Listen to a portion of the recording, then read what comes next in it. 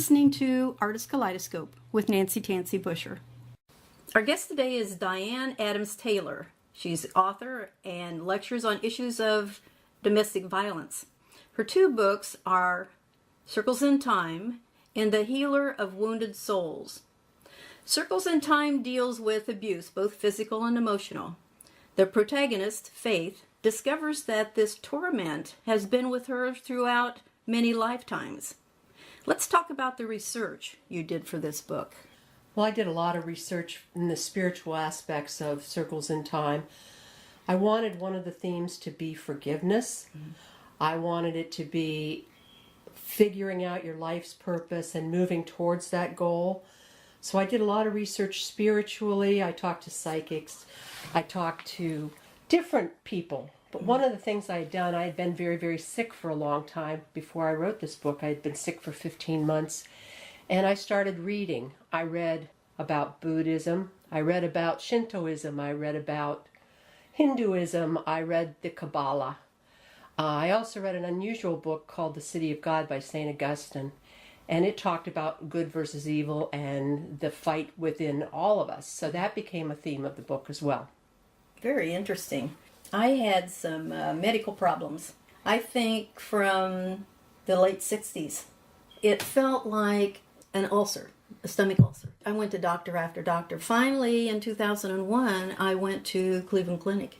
You walk in the front door and they don't let you out until they know everything about you. They couldn't find anything. They said some people just have problems and we don't know why. So I met a woman who regresses. I had her regress me back 2 lifetimes. And the second lifetime, I was a teenager, I think, and I was supposed to be watching somebody's child. Couldn't find the child. Looked everywhere. I finally found her in the barn, and she'd been trampled.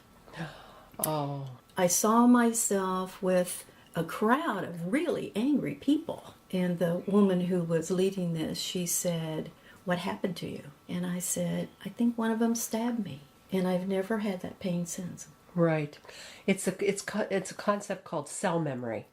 Your body remembers, parts of your cells remember old traumas from many, many lives ago. It's in the book, Circles in Time. I was waking up about the time I was 50 years old, feeling like someone was choking me to death. And I asked to be shown what was going on in that lifetime that I was feeling like this. And they showed me being yanked down a staircase by my necklace, because it became much worse whenever I put a necklace on, the choking sensation. I was pulled down the staircase by my necklace and then choked to death by my husband, and then he set the house on fire. After I found out what had occurred, the sensation went away. Yes. Sometimes the cell memories are so strong you have to find out what they are in order to help yourself. Right. Doctors can't fix it for you.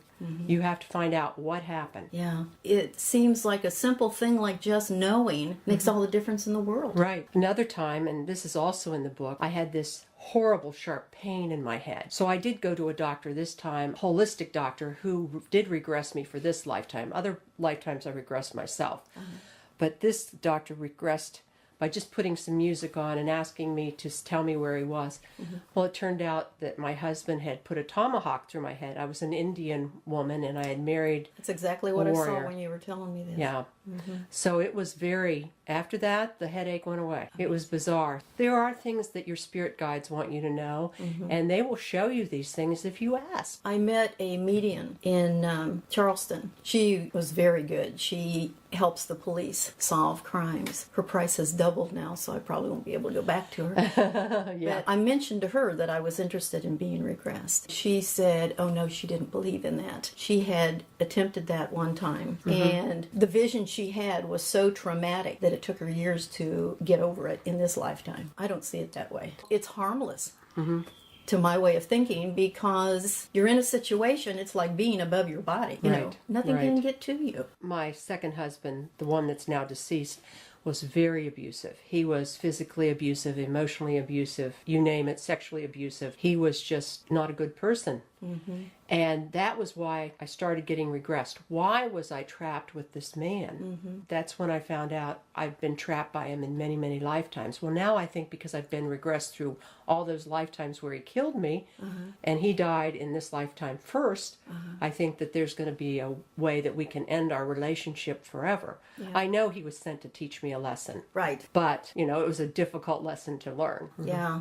The last fella I went with, I wanted so badly for the relationship to work that I stayed much longer than I should have. I just finally had to get out. Well, your gut, your intuition tells like you that. Our personality is such that, in my case, I was also sexually abused by a priest when I was a very young child. That was very traumatic. So I seem to be attracted to abusers. If I walk into a room with 100 men, the man who is an abuser will find me. Yeah, that's obviously one of the life lessons for you to learn. Right, right. Other women do it with alcoholics. They go into a room and attract an alcoholic. I believe that this has been my life lesson. I now know what I have to do. I now can move forward into a better, safer, much more beneficial relationship for me. In your book, do you talk about how to regress yourself? I talk about how I get to the other side through relaxation and color, visualization and some things like that, but not really regression. My suggestion is go to a quiet place where there's no noise, no phones, no radios, no televisions, nothing. Meditate 15 minutes. Then say to your spirit guides, please, is there something I need to know about a former life? Say you have a pain, like I had the pain in my head. Right. Please tell me, why am I feeling this horrible pain? I think that they will do it for anybody if you ask. Yeah. Well, I've tried and tried. Really? And I guess I'm going to have to start doing it standing on one leg because I fall asleep. Okay. And then, of course... When you meditate. Yeah. But they might show you in your dreams. But the problem is people don't always remember their dreams. I used to record all my dreams, hoping that they would give me some insight into the future. Basically, all I got from it was what I had experienced recently. So I just quit doing it. Well, I think everybody has abilities, spiritual abilities, whether they're psychic or whether they're telekinesis or whatever. You just don't listen to them. I think that people are afraid of them. They don't trust their intuition. They don't trust what their gut feeling says about a person. And they move forward, and then this is what happens. I think the majority of people are just so busy. They're bombarded constantly. My brother, for instance, has his television on all day long. Right. All day long, all day long. I don't see how he can think. Right. With all that cacophony going on. Yes. You can't listen to the other side if you are so bombarded with constant talking and music, texting, telephone, televisions, and everything else. You have to go to a quiet place. When I was in college, the poetry teacher, he said, I would like for the class to get up from the table. We were around a conference table. Just walk down the hallway, look at the pictures, just look around, but totally empty your mind. Well, I don't have any trouble doing that. I know exactly how to do that. But that was interesting that she even brought that up. I'm not sure what her reasoning was, or she probably told us, and I just don't remember now. Well, maybe one thing that could help people is I visualize colors.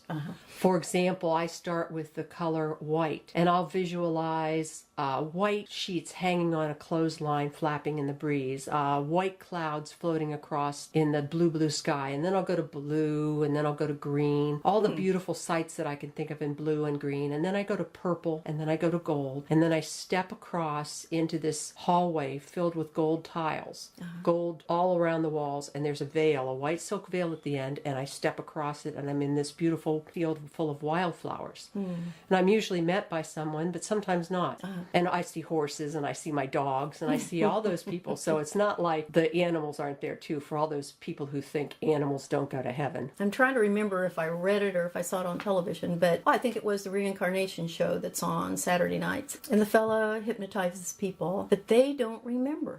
And I remember everything. Yes. Between lives, what I visioned was it was like black coffee, and then you pour red cream in, and you know what that would look like as the two are mixing fluorescing. That's what it was, only it was black and red, and it was very hot. Mm-hmm. And I remember saying, it's so hot here, but it's not hell. I still question that. Might have been a memory from a life then. I don't know whether it was between your life or maybe you were, well, then maybe you were not ready to go quite to the light. I've had psychic moments and told that people get stuck in the tunnel, people can't get to the light, and people get mired in a dark place because they are afraid to go to the light.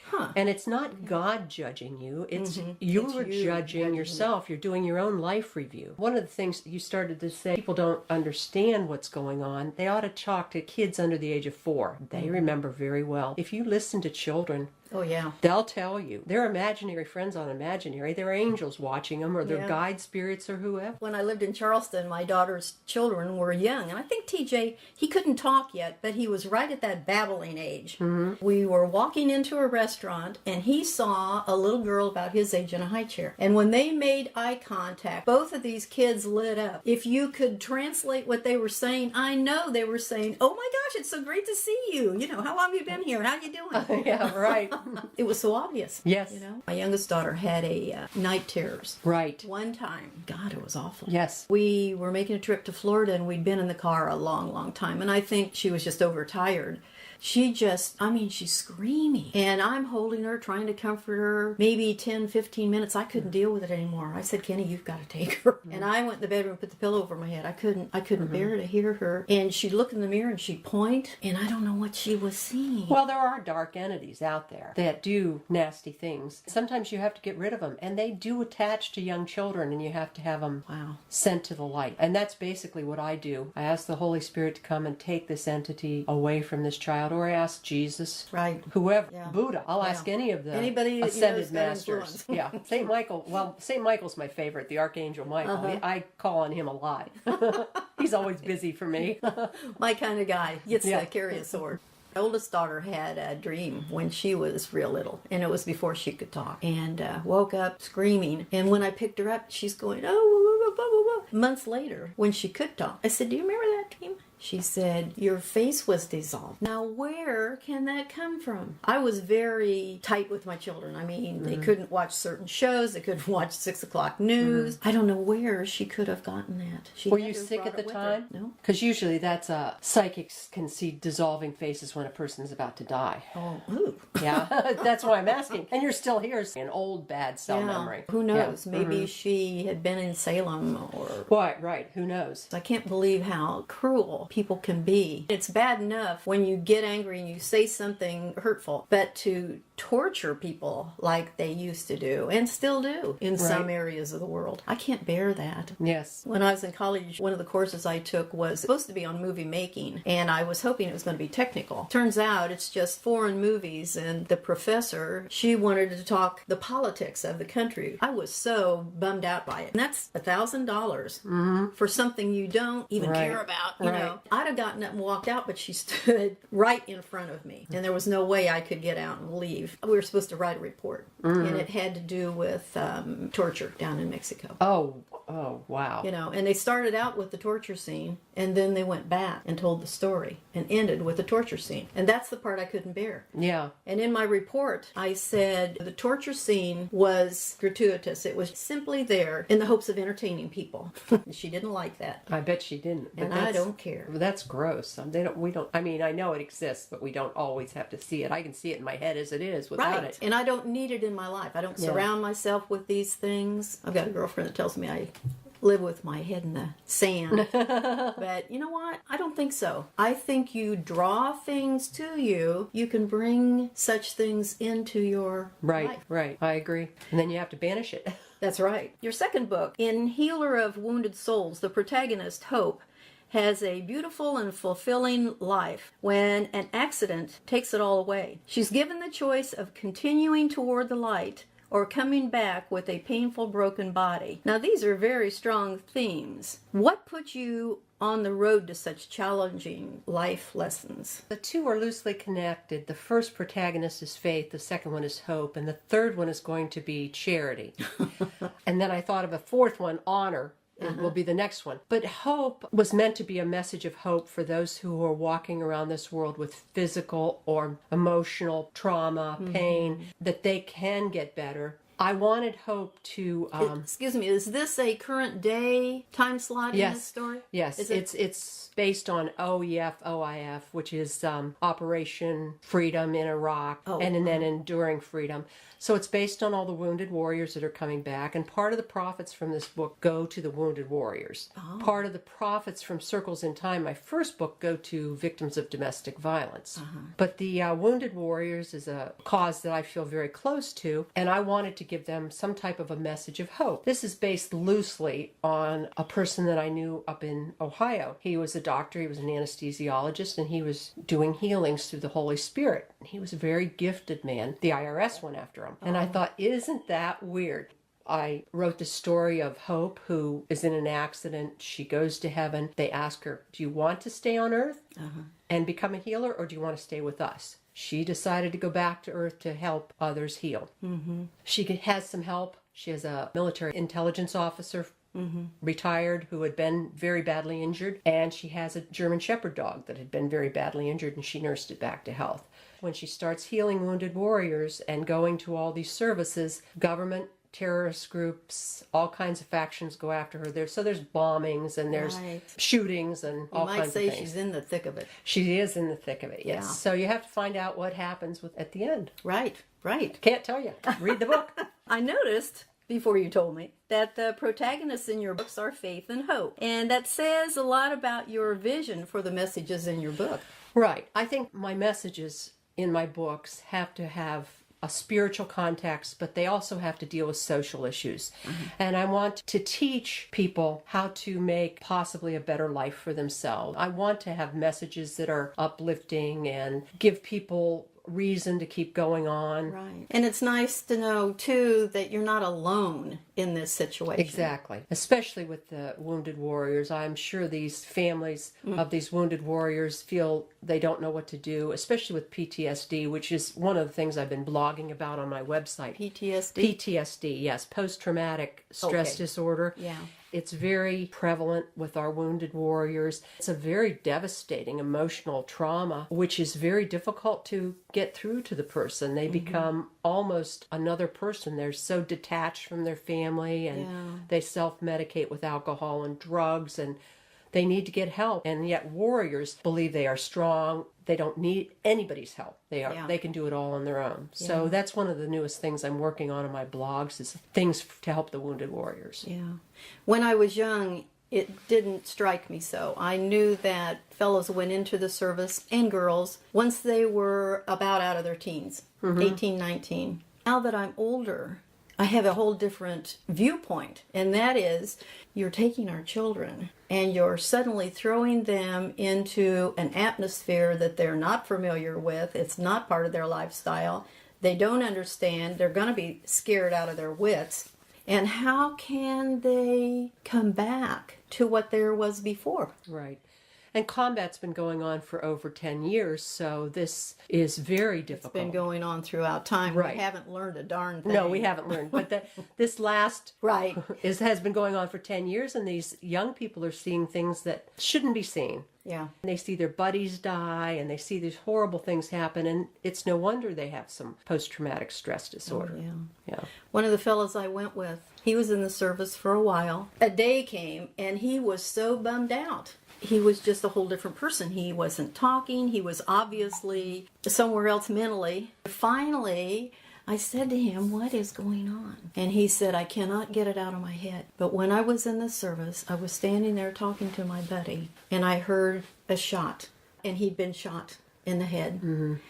How many years ago was that? I mean, it was probably 20 years later, and he was still so affected by this experience. Yes. One of my friends retired, and after 9/11 was called back in because nobody had his skill sets. He was military intelligence as well as a pilot. So he was flying planes and doing reconnaissance and gathering information and doing some of those things. And these young men on the ground were calling him Papa, like he was their grandfather, because he was much older. Yeah. He really shouldn't still have been in there. He was probably, 38?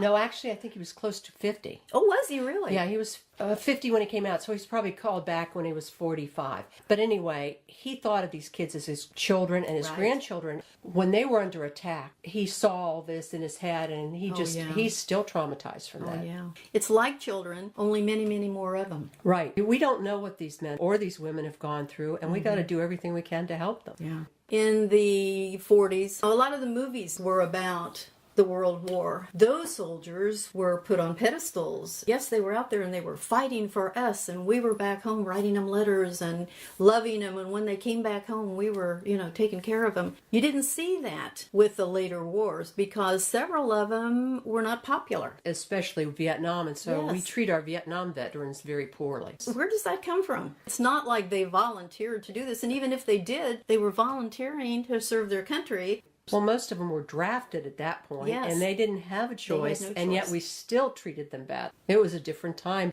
Today, it's almost as though there are no rules. Anybody can say anything, do anything, and if it's just short of murder, there's no penalty for it. It's almost as though young people today, when I say young, I'm talking about parents of children who are now teenagers and younger children. They don't take responsibility for their own life, and the children are being raised that way. Right, I agree. And that's why I'm hoping that my books reach more of these, because they don't have an anchor to cling to, these children. They don't know spirituality. They know the Kardashians, for heaven's sakes. And what kind of a role model is that? And they're on constantly. Oh, who's the woman? She's blonde. She's old as the hills. She's had facelifts. Joan Rivers? Yes. Yes.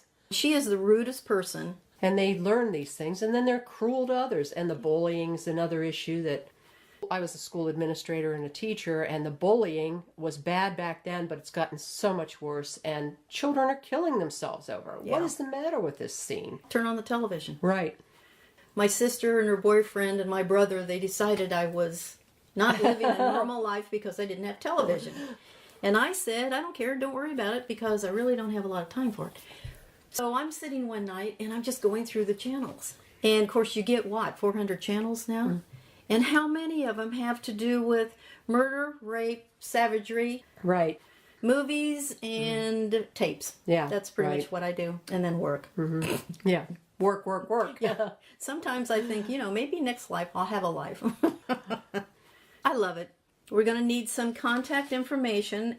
What I have here is your website, DianeAdamsTaylor.com, and DianeAdamsTaylor94@gmail.com. I'm on LinkedIn, Amazon on the author's page, Twitter as D. Adams Taylor. I have 2 different Facebook pages. One is an author page, Diane Adams Taylor. The other is The Healer of Wounded Souls. And then the other one is Circles in Time on Facebook. I'm on Pinterest as Diane Adams Taylor. Tumblr, you name it. Okay. I'm social media queen. It's a whole world out there. Yes, it is. Thank you so much for coming today and talking about this. I'm thrilled about your books. I wish you all the best. Well, thank you so much for inviting me. I really appreciate it. Thank you for joining us. This is Artist Kaleidoscope with Nancy Tansy Busher.